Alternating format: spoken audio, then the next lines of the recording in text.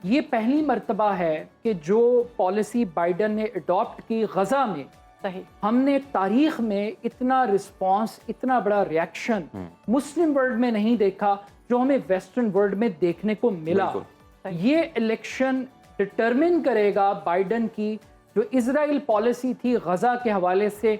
लाखों American students उन्होंने protest किया, उन्होंने कैंप्स लगाए, उन्होंने मार्चेस की, और जो ऑल आइज ऑन गज़ा जो कैंपेन जिस तरीके से चली, जिस तरीके से जेनोसाइड को हाईलाइट किया और ह्यूमैनिटी की बेस के ऊपर, और जिस तरह सिविल सोसाइटी ने ये कहा कि आप इजराइल को असला नहीं दे सकते, आप इजराइल को सपोर्ट नहीं कर सकते। एक पाकिस्तान में एक लोकल इस्टेब्लिशमेंट है और एक इंटरनेशनल इस्टेब्लिशमेंट है, और इमरान खान साहब ने जो साइफर का पूरा नैरेटिव बनाया और हकीकी आज़ादी की जो बात की, गुलामी नामंजूर की बात की, वो बुनियादी तौर पे बाइडन के अगेंस्ट थी।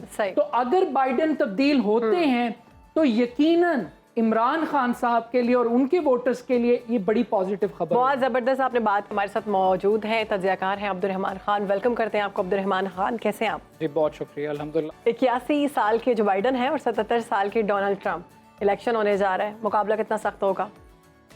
बिस्मिल्लाहिर्रहमानिर्रहीम, बहुत शुक्रिया आपका। बड़ा इंटरेस्टिंग इलेक्शन है और बड़ा यूनिक इलेक्शन है।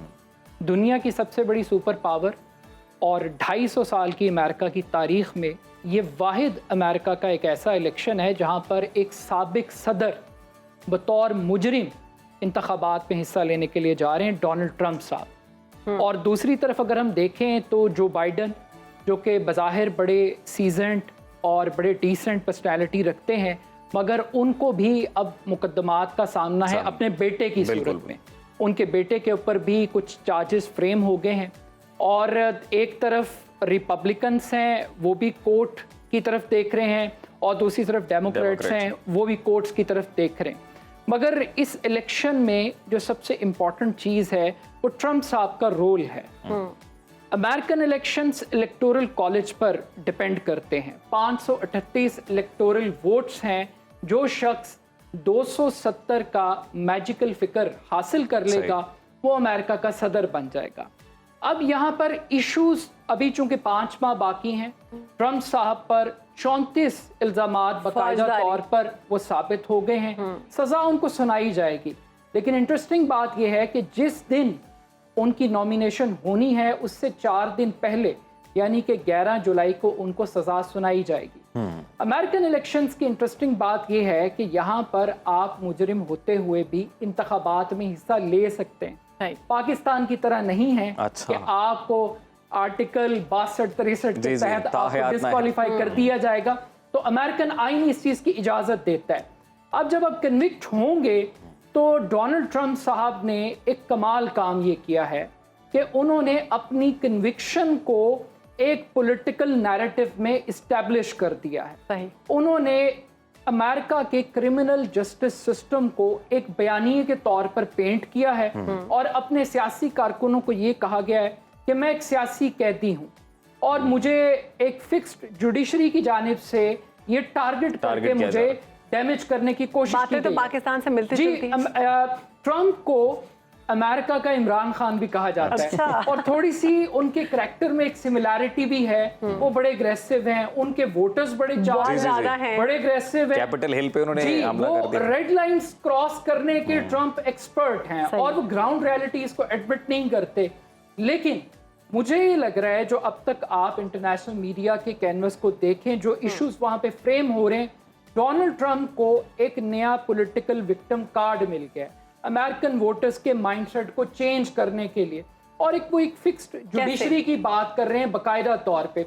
जैसे ही उनको ये फैसला बताया गया कि जूरी ने 34 के करीब जो चार्जेस हैं वो साबित हो गए हैं, और उसके बाद उन्होंने फंडिंग कैंपेन का आगाज किया। उस फंडिंग कैंपेन के अंदर उनको रिकॉर्ड फंड्स मिले हैं। लोगों की एक ओवरवेलमिंग रिस्पांस ट्रंप को सुन रहे, देख रहे हैं। लेकिन दूसरी जानिब जो बाइडन साहब हैं, उनके साहबजादे हंटर जो कि खुद वकील हैं, उनके ऊपर एक चार्ज है 3 बुनियादी तौर पे। गैर कानूनी तौर पे उन्होंने असलहा खरीदा, और इसके साथ साथ टैक्स चोरी का इल्ज़ाम है, मंशियात के इस्तेमाल का भी इल्ज़ाम है।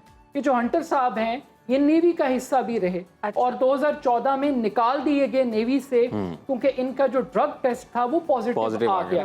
तो ट्रम्प साहब की निस्बत जो हंटर बाइडेन साहब के हैं बेटे, कि ये भी एक यूनिक बात है कि एक ऐसा शख्स जो कि सदारत की कुर्सी पर मौजूद है और उसके बेटे के खिलाफ प्रोसीडिंग्स हो रही है। और ये भी कहा जा रहा है कि इलेक्शन से पहले हंटर को भी सजा मिल जाए। और इसका इम्पैक्ट तो एक बैलेंसिंग एक्ट भी दोनों साइड पर हमें देखने को इसका इम्पैक्ट आते देखते हैं आप। डेमोक्रेटिक जो पार्टी है उसकी जो स्टाइल ऑफ पॉलिटिक्स है या उनके जो कैंडिडेट हैं उसके ऊपर। देखिए, सब्जेक्ट ऑफ मोरालिटी, आपको वोटर्स को देखना पड़ेगा कि वोटर्स के नजदीक क्राइटेरिया क्या है वोटिंग का। एरिस्टोटल ने कहा था कि ऑल पॉलिटिक्स आर लोकल।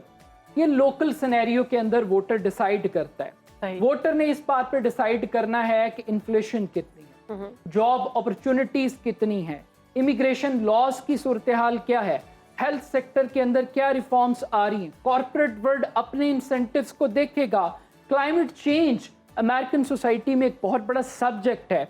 लेकिन हैरान कुन हद तक मुझे लगता है कि ट्रम्प साहब को तो इस सजा का बेनिफिट होगा और बाइडेन साहब के ऊपर बर्डन बहुत ज्यादा है, बढ़ जाएगा। वैसे अब्दुर्रहमान, अभी नो डाउट कि अभी तो इलेक्शन में खासा वक्त है, लेकिन मफरूज़ों पे अगर हम बात करें और इस टॉपिक से रिलेटेड बात करना इसलिए ज़रूरी था बिकॉज अभी जिस तरह दुनिया में जो डेवलपमेंट्स हो रही हैं, जो हम गज़ा की सूरत हाल देखते हैं और फिर जैसे इंडिया में भी इलेक्शन हुए, नरेंद्र मोदी तीसरी दफ़ा वज़ीर आज़म बने, उनकी पॉलिसी क्या रहती है सबको पता है। डेमोक्रेटिक एरा देख लिया उनकी पार्टी की, जो बाइडन की जो पॉलिसी है वो रही। मफरूज़े के तौर पर अगर ट्रंप आते हैं इक़्तिदार में तो क्या लगता है कोई सिनेरियो चेंज होता नज़र आएगा? देखिए, जहाँ तक अमेरिकन फॉरेन पॉलिसी की बात है तो ख़ास तब्दीली स्पेशली इजराइल के हवाले से आपको कोई मेजर शिफ्ट चेंज नज़र नहीं आएगा।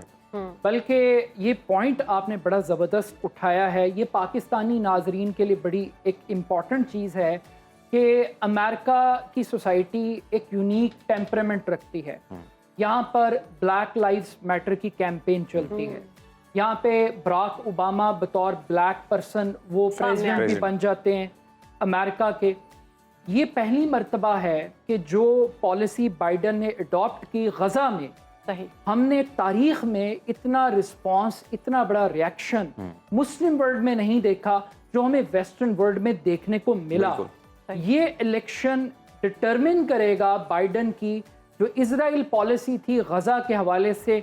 लाखों अमेरिकन स्टूडेंट्स उन्होंने प्रोटेस्ट किया, उन्होंने कैंप्स लगाए, उन्होंने मार्चेस की, और जो ऑल आइज ऑन गज़ा जो कैंपेन जिस तरीके से चली, जिस तरीके से जेनोसाइड को हाईलाइट किया और ह्यूमैनिटी की बेस के ऊपर, और जिस तरह सिविल सोसाइटी ने ये कहा कि आप इजराइल को असला नहीं दे सकते, आप इजराइल को सपोर्ट नहीं कर सकते, जिस तरह से ह्यूमैनिटेरियन एड को टारगेट किया गया, तो मुझे लगता है कि बाइडन को एक कॉस्ट पे करनी पड़ेगी इस पूरे इलेक्शन के अंदर। अच्छा, जो अमरीकी नौजवान है वो इस बेस के ऊपर भी एक बड़ी कम्युनिटी के ह्यूमैनिटी को आपने नज़रअंदाज किया। दोबारा इलेक्शंस की तरफ आऊंगी मैं आपको। आपने कहा सपोर्टर्स बहुत ज़्यादा हैं ट्रंप के और बहुत ज़्यादा वो, जैसे पाकिस्तान से आपने उनको मिलाया, इमरान खान से, बानी पीटीआई से, तो उनके सपोर्टर्स जो हैं वो क्यों ज़्यादा हैं? क्या उनमें मतलब ऐसे कौन से काम उन्होंने किए हैं अमेरिका में जिसकी वजह से सपोर्ट बहुत मिली उनको? देखिए, अगर आप कंपैरिजन करें ट्रंप के इरा का और बाइडन साहब का, ट्रंप के जो इकोनॉमिक इंडिकेटर्स थे वो बहुत पॉजिटिव थे। ट्रंप एक ओपन इकोनॉमी की बात कर रहे थे, ट्रंप एक कॉरपोरेट सेक्टर को ग्रूम करने की बात कर रहे थे, और जब आप कॉर्पोरेट सेक्टर को ग्रूम करते हैं तो जॉब अपॉर्चुनिटीज क्रिएट होती हैं। ट्रंप के दौर में महंगाई बहुत कम थी, ऑयल प्राइस, जी, अमेरिका फर्स्ट उनका स्लोगन था, और आज भी अमेरिका फर्स्ट उनका स्लोगन है। अमेरिका को वो एक अजीम कौम के तौर पे वो पेंट करते हैं। लेकिन ट्रंप को लॉस कहाँ हुआ? ट्रंप को लॉस हुआ कोविड से। कोविड की पॉलिसी ने ट्रंप की जो पिछले 3 साल की जो मेहनत थी वो आखिरी साल के अंदर उसको मुकम्मल तौर पर डंप कर, उन्होंने इतना सीरियस नहीं लिया और उन्होंने सीरियस लिया और मजाक उड़ाते रहे वो बाकायदा तौर पे। लेकिन जब हजारों लोगों की अमेरिका में अमवात हुई, हेल्थ केयर सिस्टम को क्वेश्चन बनाया गया, तो लास्ट मोमेंट के ऊपर ट्रंप को उसका बहुत बड़ा डैमेज हुआ। लेकिन अगर हम बाइडन के साथ कंपेयर करें तो यहाँ पे फॉरेन पॉलिसी में हमें रूस की और यूक्रेन की वॉर की वजह से अमेरिका के अंदर और पूरी दुनिया में एक इन्फ्लेशन आई, ऑयल प्राइसेस उसकी बहुत बड़ी एक हाइक क्रिएट हो गई, और उसका इम्पैक्ट एक आम अमेरिकन के ऊपर बहुत ज़्यादा उसका एक इम्पैक्ट पड़ा है। और जिस तरीके से अब गज़ा के मामलात हैं और यहाँ पे जो अबॉर्शन के लॉज हैं, क्योंकि 50% अमेरिका के अंदर जो वोटर्स हैं वो ख़वातीन है, और ख़वातीन की सोशल सिक्योरिटी एक बहुत बड़ा अमेरिकन सोसाइटी का सब्जेक्ट है। लेकिन एक और हैरान कुन बात है, ये हमारे नाजरीन को भी समझना चाहिए कि अमेरिका में कोई भी शख्स पॉपुलर वोट से प्रेसिडेंट नहीं बनता। सही। ओके। मैं इसकी मिसाल ऐसे दूंगा, जब ट्रंप साहब प्रेसिडेंट बने थे तो हिलरी क्लिंटन के जी, वोट जी। 30 लाख उनसे ज्यादा थे, लेकिन इलेक्टोरल कॉलेज के वोट्स में ट्रंप आगे थे, हिलरी क्लिंटन पीछे थी। तो इस इसीलिए। वजह से ट्रंप साहब को इक़्तिदार मिल गया। अब यहाँ पे दो बड़ी तखसीस है अमेरिकन सोसाइटी में, कुछ रेड स्टेट्स हैं और कुछ ब्लू स्टेट्स यही हैं। सवाल था मेरा, ये रेड स्टेट और ब्लू स्टेट्स क्या है? स्विंग स्टेट्स भी ये हैं। बुनियादी तौर पे 3 कैटेगरीज हैं। बाज़ स्टेट्स ऐसी हैं जिनको कहा जाता है कि ये रिपब्लिकन स्टेट्स हैं, ये रेड स्टेट्स हैं, जहाँ पे Okay. रिपब्लिकन की मेजॉरिटी है, वहाँ वो पॉपुलर हैं, हमेशा से वो जीतते आ रहे हैं। तो एक कंसिडर ये किया जाता है कि ये स्टेट्स उनकी बड़ी मजबूत किले हैं।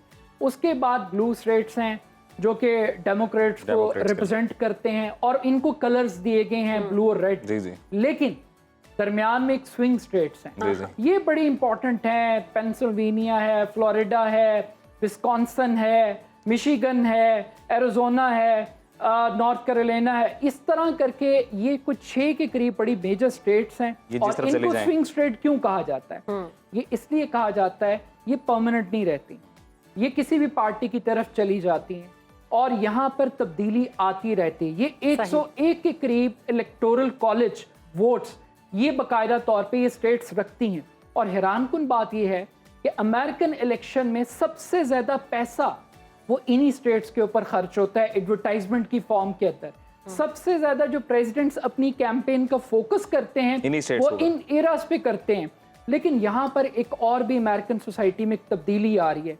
ट्रंप साहब के ऊपर एक तनकीद ये थी कि वो वाइट सुपरमेसी की बात करते जी। थे, उनमें नस्ल परस्ती बहुत ज़्यादा थी, और वो ब्लैक कम्युनिटी को एक हकारत की नज़र से, और जो इमिग्रेंट्स थे उनके लिए उनके जो जज्बात थे वो बड़े नेगेटिव थे। तो वहाँ पर एक तब्दीली आई है कि ट्रंप साहब ने अपनी इस पॉलिसी को थोड़ा सा रिविजिट किया, और अब वो ब्लैक कम्युनिटी को अपने साथ इंगेज कर रहे हैं।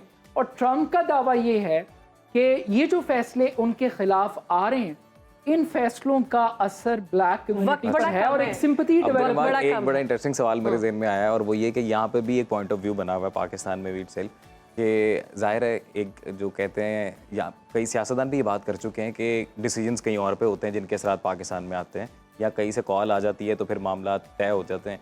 तो ये भी कहा जा रहा है जी कि अगर वहाँ पर चेंज ऑफ कमांड होती है तो शायद बानी पीटीआई के लिए एडवांटेज होगा, और वो क्योंकि उनकी बनती है आपस में। ऐसा ये मुशाहिद हुसैन सैयद साहब बड़े सीनियर पॉलिटिशियन है, और वो अक्सर अपनी तज्ज़िये में ये बात कहते हैं, और इसके अंदर एक बड़ा एक इम्पॉर्टेंट फैक्टर है, ये हकीकत है कि ट्रंप साहब के जो ताल्लुकात हैं वो इमरान खान साहब की गवर्नमेंट के साथ बहुत अच्छे थे, और पर्सनल लेवल के ऊपर, और काफ़ी सारी सिमिलैरिटीज़ भी हैं माइंडसेट के हवाले से। बाइडन एडमिनिस्ट्रेशन के साथ इमरान खान साहब के ताल्लुकात अच्छे नहीं थे।